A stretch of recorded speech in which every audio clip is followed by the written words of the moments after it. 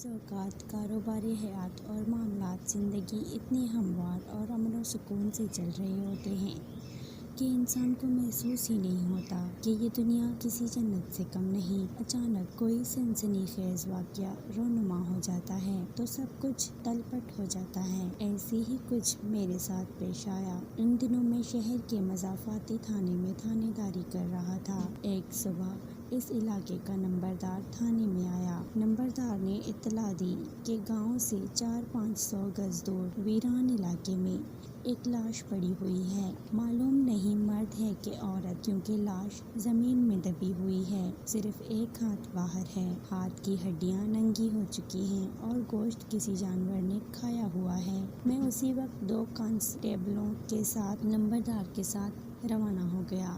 جس جگہ لاش دبی ہوئی تھی وہ جگہ تھانے سے 1.5-2 میل دور تھی۔ علاقہ ویران تھا۔ 1-2 فٹ اونچی جھاڑیوں سے یہ علاقہ بھرا پڑا تھا۔ درخت بھی بہت تھے۔ یہ بنجر علاقہ تھا۔ کھیتیاں گاؤں کی دوسری طرف ہی۔ اس بنجر علاقے میں پرندوں کا شکار کھیلنے کے لیے شہر سے اناڑی شکاری آیا کرتے تھے۔ میں نے لاش کا ہاتھ دیکھا جو کسی گیدڑ یا اود بلا نے مٹی سے نکال کر تھوڑا سا کھا لیا تھا۔ گاؤں کے لوگ اکٹھے ہو گئے تھے۔ میں نے انہیں لاش پر سے مٹی ہٹانے کو کہا اور خود لاش کے پاس والی جگہ پر گھومنے پھرنے لگا۔ میں نے زمین سے گواہی لینے کے لیے زمین پر نظریں گاڑی گھوم پھر رہا تھا۔ لاش سے 40-50 گز دور سے ایک پگڈنڈی گزرتی تھی۔ میں اس پگڈنڈی پر گیا تو زمین نے میری نظروں کو وہیں روک لیا۔ میں رک گیا اور سوچنے لگا کہ زمین جھوٹ بول رہی ہے یا سچ۔ اگر یہ زمین سچ بول رہی تھی تو پھر یہ لاش کسی شہری کی ہو سکتی تھی، کسی دیہاتی کی ہرگز نہیں ہو سکتی تھی۔ میں نے ابھی تک لاش نہیں دیکھی تھی۔ ابھی تو یہ بھی معلوم نہیں تھا کہ لاش کسی مرد کی ہے یا عورت کی۔ میں اس پگڈنڈی کی خاموش زبان سن لی اور اس کی گواہی اپنی آنکھوں اور ذہن میں محفوظ کر لی۔ میں وہاں سے بہت تیز لاش کی طرف گیا کیونکہ لاش پر سے مٹی ہٹا دی گئی تھی۔ لاش ابھی گڑھے سے باہر نہیں نکالی گئی تھی۔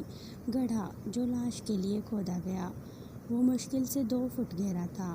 میں نے آگے ہو کر دیکھا، سامنے ایک عورت کی لاش پڑی تھی۔ لاش کا چہرہ سوجنا شروع ہو گیا تھا۔ منہ اور آنکھیں ذرا ذرا سی کھلی تھی۔ وہ ایک جوان لڑکی معلوم ہوتی تھی۔ موسم سرد تھا اس لیے لاش زیادہ خراب نہیں ہوئی تھی۔ لڑکی خوبصورت تھی۔ اس کے بدن پر صرف قمیص تھی جو ریشمی کپڑے کی تھی، شلوار نہیں تھی اور دوپٹہ بھی نہیں تھا۔ دونوں ٹانگوں کے درمیان سینڈل کا ایک جوڑا رکھا ہوا تھا۔ لڑکی شہری معلوم ہوتی تھی۔ قمیص کا کپڑا قیمتی اور چاکلیٹ رنگ کا تھا۔ لڑکی خود گورے رنگ کی تھی۔ میرے اندازے کے مطابق اس کی عمر زیادہ سے زیادہ 25-26 سال ہوگی۔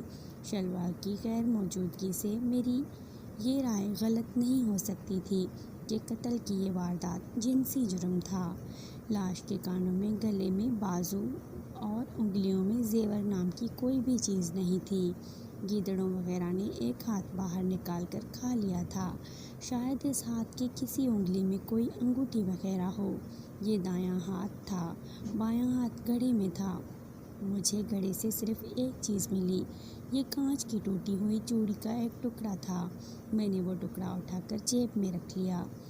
لڑکی کپڑوں سے کسی امیر گھرانے کی لگتی تھی۔ یہ ہو ہی نہیں سکتا تھا کہ اس کے جسم پر کوئی زیور نہ ہو۔ اس کا مطلب یہ تھا کہ یہ رہزنی کی واردات تھی۔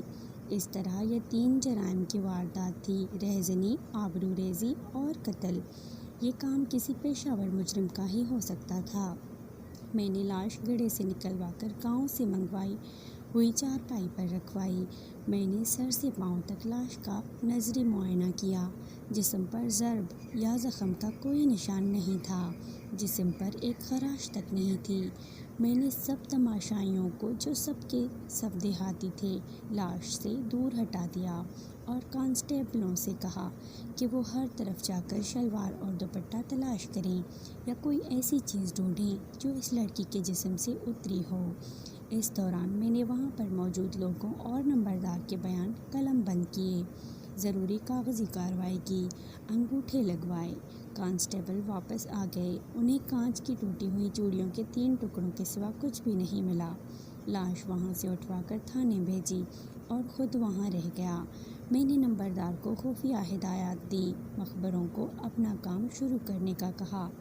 پھر میں بھی تھانے آ گیا۔ میرے ذہن میں پگڈنڈی کی گواہی کے سوا کچھ بھی نہیں تھا۔ پہلے تو میں خوش تھا کہ یہ لاش کسی دیہاتی کی ہوگی اور یہ خاندانی دشمنی یا پانی کے کسی جھگڑے پر قتل کیا گیا ہوگا۔